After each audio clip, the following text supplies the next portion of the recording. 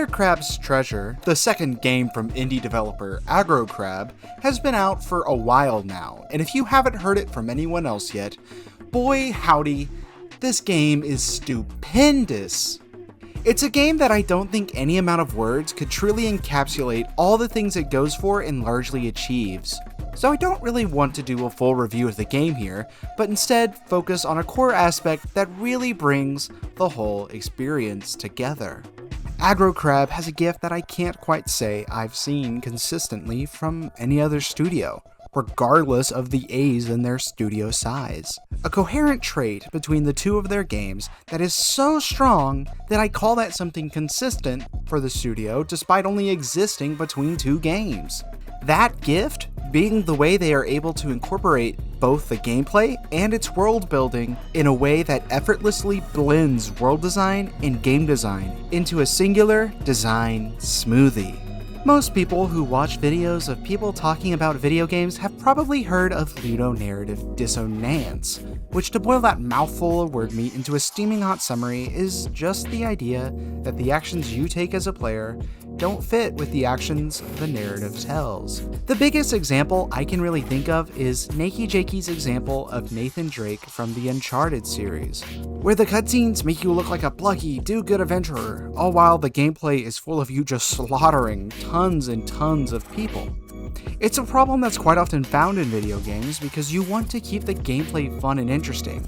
And quite often to do that, the devs either have to change their plucky hero to a cold-killing machine, or take the plunge into dissonance by having the actions taken by the player and the ludic not be acknowledged in the non-interactive narrative. And with that being such a difficult tightrope to balance on, I want to personally commemorate Aggro Crab on not just managing to keep these two things welded together, but implementing and almost merging them together into creative concepts rare to see done so well in both concept and in execution.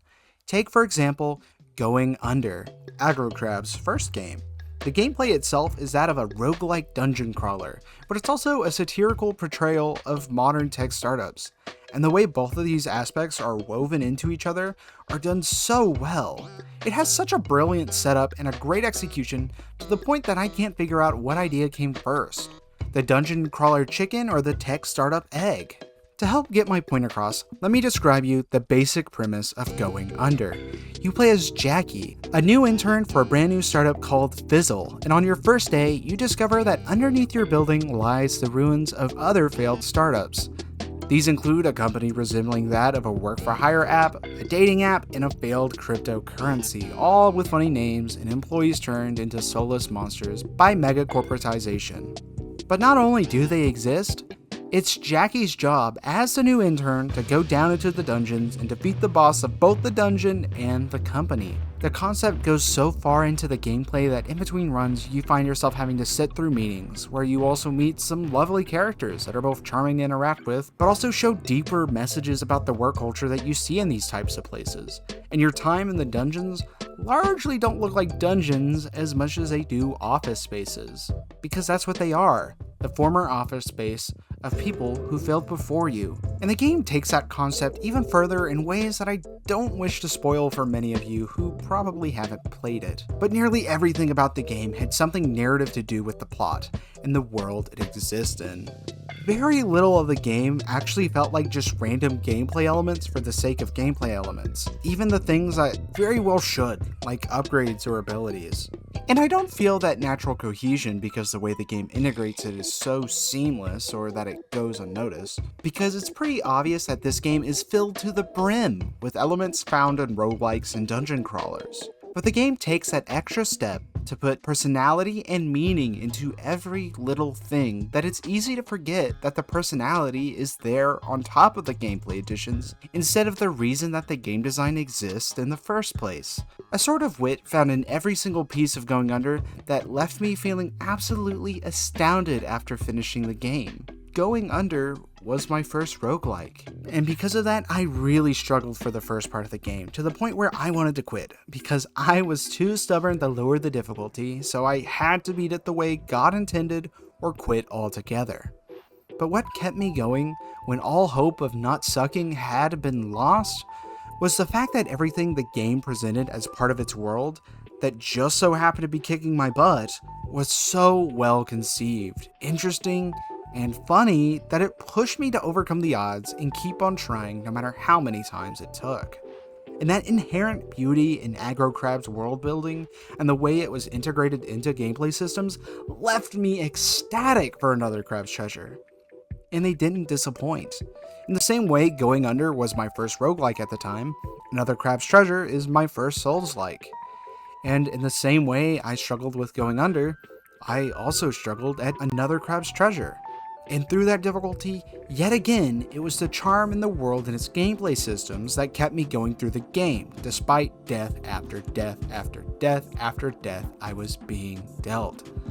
The idea of a hermit crab using its shell as a shield in weighted combat is genius. It fundamentally ties the gameplay loop to the identity and concept of the game as a whole in such a clever and endearing way.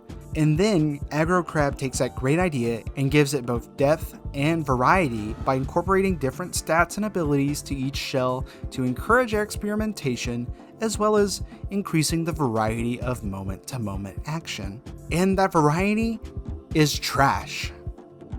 The world of Another Crab's Treasure is literally littered with trash, and it's the tool that you use to protect yourself from peril. But the same trash that's protecting you is also what's putting you in danger, because the pollution is causing previously friendly creatures to become gunked and evil. And I think how they designed the creatures in this game is brilliant as well, because every friendly NPC you meet is cartoonishly designed and uses trash as an accessory or tool. But once a creature becomes gunked, all of that cutesy, cartoonish style gets thrown out of the window. Instead, all of a sudden, they're just normal, realistic crustaceans. This sort of tonal difference somehow holds up well in the world, and the gap between the two make the intimidation instilled by the hulking bosses far greater in comparison. The fact that the visual identity of Another Crab's Treasure is so deeply entwined with its themes as well as its gameplay implications is just immaculate.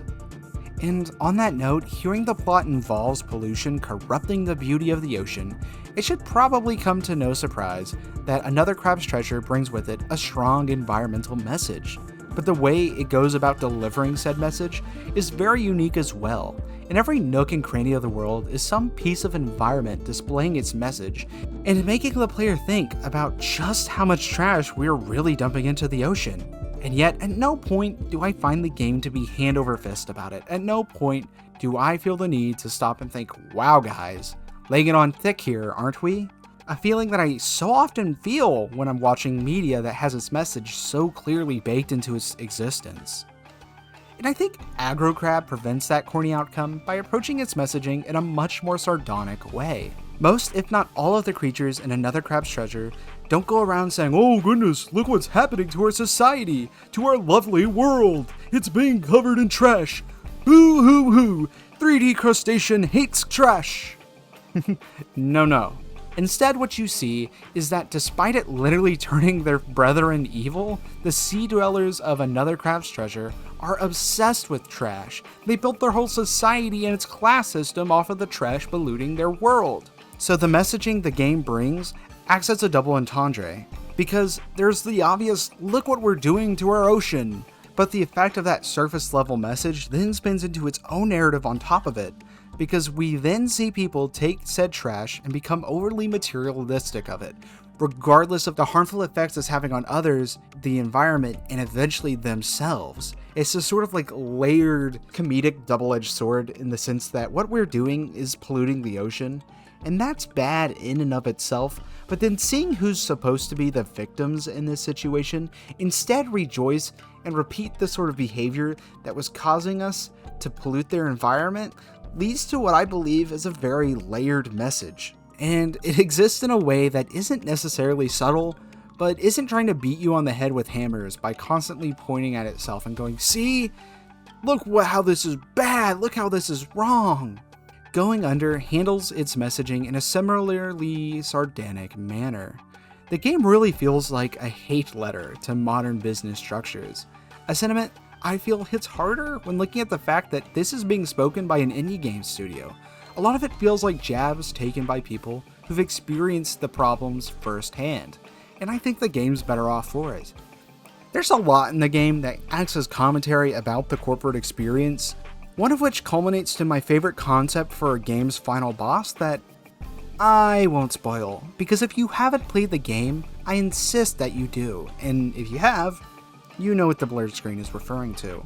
But it's really crazy to me just how good the approach to game design is from Aggro Crab, that despite only having 2 games, has become one of my favorite studios in the industry, and that I really can't wait for whatever comes next from them, regardless of what it is. And that despite everything going astray in the games industry currently, I can at least sit down and be excited for the 3rd game from Aggro Crab. Play their games. Peace and love. Eyesore signing out.